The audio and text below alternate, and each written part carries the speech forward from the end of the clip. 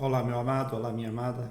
A graça e a paz do Senhor Jesus seja sobre a sua vida e sobre a tua casa e todos os teus familiares. Quero, com muita alegria, nesse tempo aqui, compartilhar com você, né, um texto aí da palavra de Deus que traz para nós aí nesse tempo de retomada depois da pandemia, né, alguns conselhos, né, e também algum consolo e conforto para o nosso coração. Eu não sei como é que tem sido esse tempo aí para você. Para mim foi bastante difícil, né, esse tempo de pandemia. E quando a gente olha então para o contexto da igreja, a gente fica mais entristecido, né, porque a gente vê que mesmo depois já de aí todo esse tempo, né, de pandemia, agora que se começa, né, o retorno, tem muita gente ainda desanimada, muita gente ainda abalada, né, por todos os acontecimentos, que pode ser, sim, razoável, né, que isso aconteça, mas precisamos aí de uma maneira diferente olhar para Deus e para a sua palavra. Nós temos aí nesse tempo, né, algumas pessoas ouvido, né, algumas pessoas falando de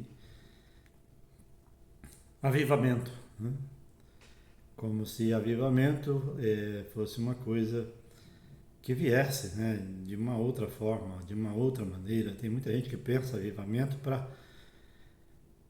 estimular o meu coração, para ficar feliz, contente, adorando a Deus na igreja. Bem verdade que isso acontece sim. Quando Deus aviva o nosso coração, a gente, com toda certeza, tem mais prazer, né, da sua presença. Mas eu quero compartilhar um texto aqui para a gente refletir melhor sobre isso. Diz assim o verso de número 28 do capítulo 4 de Atos. Atos 4, 28. Para fazerem tudo que o teu poder e o teu propósito predeterminaram. Senhor, olha agora para as suas ameaças e concede aos teus servos que anunciem a tua palavra com toda a coragem, enquanto estendes a tua mão para realizar curas e sinais e maravilhas por meio do nome do teu santo Filho, Jesus. Tendo eles orado, o lugar onde estavam reunidos tremeu, todos ficaram cheios do Espírito Santo e com coragem anunciavam a palavra. Muito bem, um texto glorioso que fala, né, da descida do Espírito Santo no dia, né, que nós costumamos chamar de o dia de Pentecostes. E aí nesse tempo, né, a gente vê a ação de Deus sobre a vida dos irmãos, que era a promessa do Senhor Jesus. Mas existe aqui alguns fatos, né, em particular, que eu gostaria de destacar com você, para que a gente possa, de maneira, né, firme, de maneira mais abrangente, experimentar, né, o batismo com o Espírito Santo, ou a descida do Espírito Santo. Nós olhamos aqui no texto e vimos que o contexto era mais ou menos parecido com o que a gente vive hoje, depois de um tempo aí, né, de dificuldade. A igreja passou ou voltou, né, a pregar o Evangelho, mas ela precisava de um estímulo de Deus, do Espírito Santo. Então, nós lemos o verso 28, né, e ele diz ali que o acontecimento anterior, se você for olhar no versículo 4, nos capítulos anteriores, vão falar, né, do que havia acontecido com o Senhor Jesus. Ele, no capítulo 4 vai dizer, né, que lá no verso 27, Herodes e Pôncio Pilatos ajuntaram-se com os gentios, né, ou com o povo daquele tempo, que não era o povo judeu, e também com o povo de Israel, contra o Senhor Jesus. O resultado disso nós conhecemos, né? Foi a crucificação, mas o verso 28 vai dizer que isso tudo aconteceu para cumprir o propósito de Deus, que Deus havia predeterminado que o Senhor Jesus entregaria a sua vida na cruz para que nós obtivéssemos, para que a gente alcançasse a salvação e o perdão dos pecados, né? Pelo sangue que foi derramado do nosso amado Mestre, do nosso Deus, do nosso Senhor Jesus. E nesse tempo aqui, então, a igreja, né, começa a retomar a atividade de anunciar o Evangelho, né? E o verso 29 vai dizer isso, e eles estão aqui nesse tempo orando por isso. Ele diz assim, verso 29, Senhor, olha agora para as tuas ameaças e concede a teus servos que anunciem a tua palavra com toda a coragem. Enquanto, verso 30, estendes a tua mão para realizar sinais, curas e maravilhas por meio do teu santo Filho, o Senhor Jesus. E é interessante a gente olhar e ver o avivamento, né, por essa perspectiva. Então, o avivamento de Deus tem para a sua igreja, para o seu povo, um propósito diferente, né, do que o que muitas vezes a gente costuma tentar, né, dar a ele. Então, é um significado, né, do avivamento, é um coração avivado e com coragem para pregar a palavra, o amor de Deus, o poder de Deus que está sobre a vida do Senhor Jesus e, por meio da igreja, opera nesse meio que nós vivemos, aí o milagre da transformação, o milagre da salvação. Mas duas coisas, né, pelo menos, eu gostaria de destacar, né, a respeito desse avivamento que todos nós, com toda certeza, desejamos, né? Como eu já disse, o avivamento nada ou quase nada tem a ver com falar em línguas, o avivamento quase nada tem a ver com muitos outros, né, movimentos que a gente tem olhado por aí, né? Naturalmente que com o agir do Espírito, com o derramar do Espírito, a igreja muda e ela adquire coragem, né? Mas aí duas coisas acontecem aí antes de que esse derramar venha. A primeira delas é que a gente vai ver que eles tinham o desejo de anunciar a palavra.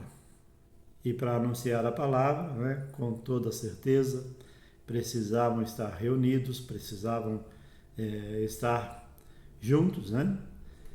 No discipulado, na escola bíblica, naquele tempo não era diferente de hoje. A gente pensa que isso tudo a gente inventou agora, né? E até por muito tempo aí a gente tem pensado, né, ainda em escola bíblica como sendo invenção da modernidade, ou grupos de comunhão como sendo invenção da modernidade. Não. Isso está no princípio, né, na igreja do Senhor Jesus, e é esse princípio que a gente precisa olhar para ele. Naturalmente, a gente pode, né, buscar contextualizar, né, o ensino da palavra, as reuniões, a gente pode buscar contextualizar a ação, né, da igreja, mas a ação do Espírito é a mesma. E a gente vê aqui nesse texto que ela vem por duas maneiras. A primeira delas nós já ouvimos lá, né, no verso 29, a oração dos irmãos, né, pedindo ao Senhor que concedesse ousadia, coragem para anunciar a palavra num momento tão difícil que era aquele, né, depois da crucificação. E hoje, num momento tão difícil, né, depois de uma pandemia, com toda certeza, muita gente ainda encontra dificuldades e lutas para anunciar o Evangelho. Mas a gente precisa, então, dessas duas coisas, esses dois movimentos, né? A oração e a comunhão. Na pandemia, meu irmão e minha irmã, a gente perdeu um pouco desse princípio, de um desses princípios. Eu quero crer que até na oração os irmãos tenham persistido e perseverado, mas a comunhão tem sido aí abandonada. E com toda certeza, meu irmão, se você quer avivamento, se você espera da parte de Deus um avivamento, precisa começar a pensar, assim como eu, na comunidade ou na reunião, né? Em comunhão com a igreja, com o povo de Deus. Precisamos estar juntos novamente reunidos. Então eu gostaria de, nesse tempo aqui, estimular o teu coração a pensar sobre essas coisas. Nós temos aí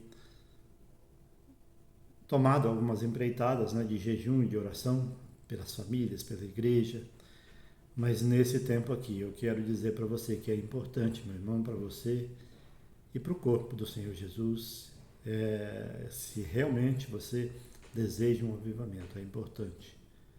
A comunhão é importante, a unidade da igreja é importante, né, participar das atividades com o corpo de Cristo e em oração, né?